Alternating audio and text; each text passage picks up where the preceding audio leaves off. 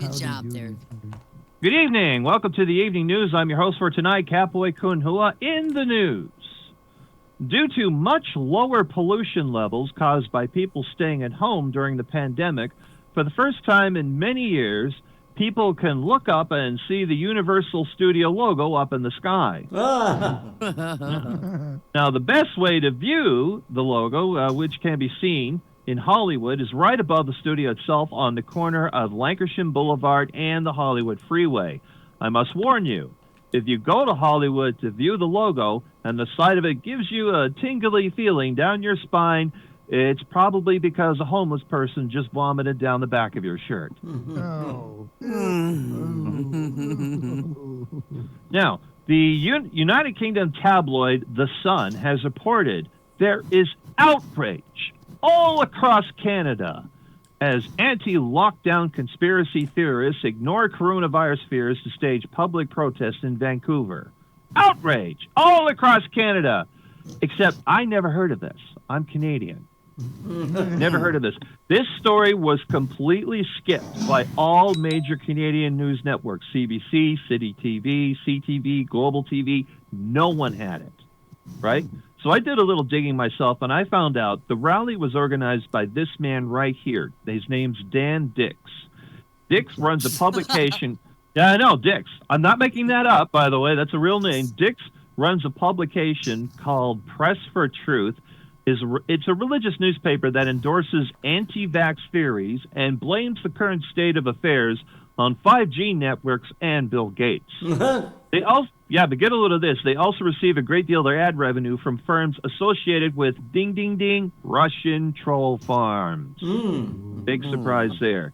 Now, another reason why Canadian news media gave this story a huge skip is because every single person who attended the rally is basically in this group photo.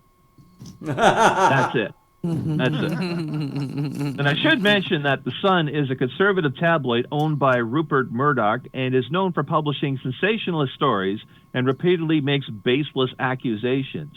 Also, they like to publish stories that appeal to the readers that there are even dumber people abroad that they can look down upon. According to the National Observer, during the pandemic, there has been a 4,000% increase in ransomware emails during the COVID-19 crisis. Now, the emails contain threats to individuals claiming the blackmailers have their personal information on them visiting porn sites, and then to offer as proof, they supply the password people use for their accounts. So experts say it's most likely these passwords matched with the accounts and emails probably came from the massive data breach that happened back in January at the adult website Pussy Pass. Individuals are threatened if they do not pay the ransom, then the blackmailers will send an email to the victim's contact list explaining that they pay for porn instead of jerking to it for free like the rest of us normal people. Now, since the start of the pandemic, there has been mass panic buying of several basic home supplies, which include bathroom tissue, baking supplies such as flour or yeast, and hand sanitizer almost exclusively from the brand Purell. One of the most bizarre sales that have peaked during all of this is gun sales have increased significantly. How guns are supposed to help during a pandemic is unknown, especially when the cost of an elaborate assault weapon can greatly defer people's ability to afford essentials such as food and sanitary supplies.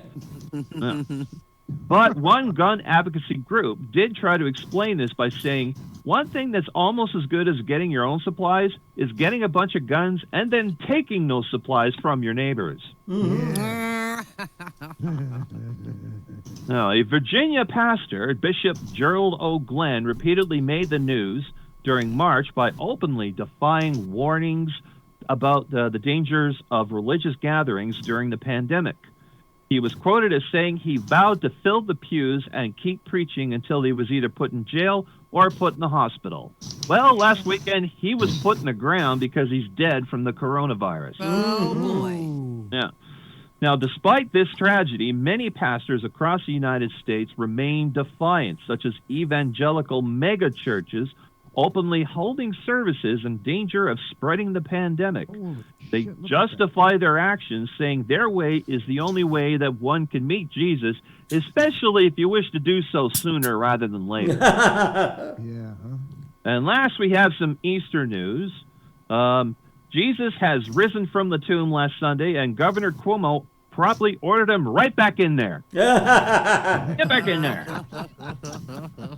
Now, Jesus offered no criticism whatsoever. He was quoted as saying, well, after seeing the shit going down, I think I'm going to give this year a skip and wait for all of this crap to blow over.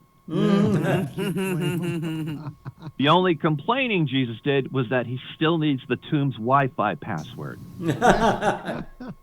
That's the way you wish it wasn't. I'm Catboy Kunhua. Yay!